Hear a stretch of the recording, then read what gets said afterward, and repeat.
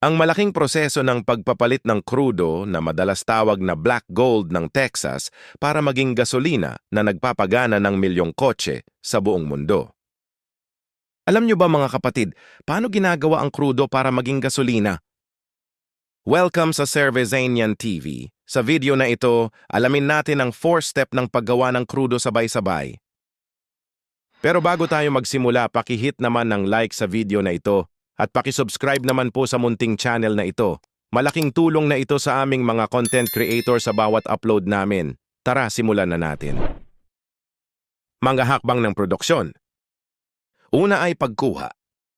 Ang krudo na buo ng mahigit 250 milyong taon galing sa mga lupa at halaman, nasa ilalim ng lupa ng malalim hanggang 4,000 metro.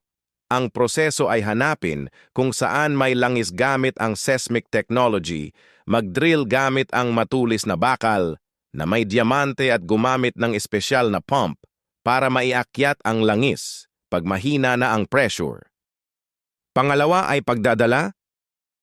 Pag nakuha na, dinadala ang langis gamit ang mga tubo na mahaba na umaabot ng 1,000 kilometro papunta sa pagawaan.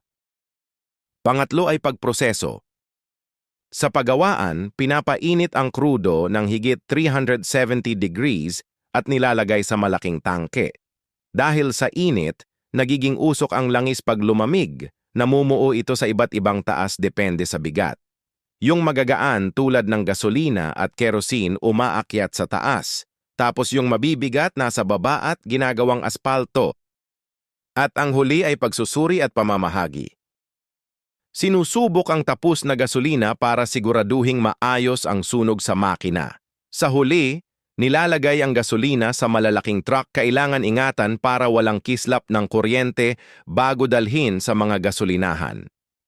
Kayo mga kapatid, ano masasabi nyo sa video na ito?